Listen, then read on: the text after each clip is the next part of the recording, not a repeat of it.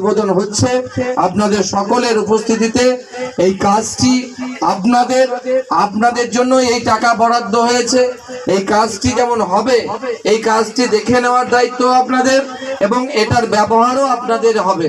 তাই সকলকে ধন্যবাদ জানিয়ে কি হলো লক্ষ্য পঞ্চায়েতে? আজকে আমাদের ওই 100 দিনের কাজের, যেটা 125 দিন হয়েছে, আগে ছিল 100 দিন, সেই কাজের শুভ সূচনা হলো লোকপুর গ্রাম পঞ্চায়েত আন্ডারে লোকপুর একটা সংসদে থানদির পুকুর, সেই পুকুরের রিএক্সকেভেশনের কাজ শুরু হলো এবং সেই কাজের যে শুভ সূচনা সেটা করলেন আমাদের এলাকার যিনি মাননীয় বিধায়ক মহাশয় শ্রী অনুপ কুমার সাহা মহাশয়। এই কাজটা কি আজকে শুরু হয়ে গেল? হ্যাঁ, আজকে শুরু হয়ে গেল।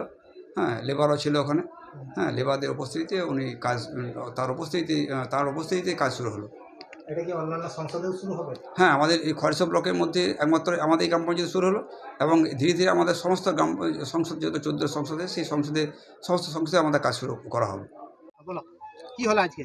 আজকে 100 দিনে খাটালির উদ্বোধন হইল থানদিরি পুকুরে, লোকপুর পঞ্চায়েতে। এই পুকুরটার নাম আমাদের থানদিরি পুকুরে উদ্বোধন হইল 100 দিনে খাটালি। তো বিধায়ক বললে যে মনুষা যে 100 দিনে 25 দিন বাড়াইছি এবং পয়সাও বাড়াইছে। আর এই আমাদের খাটালির খেতে কাজ করি, আমাদের পুকুরকে পরিচ্ছন্ন পরিষ্কার রাখবো, আমরাই ব্যবহার করব। আর ভালোভাবে যেন দেখাশুনোটা হয়, ভালোভাবে যেন সুন্দরভাবে হয়, যেন আমরাই সেটাই দেখব।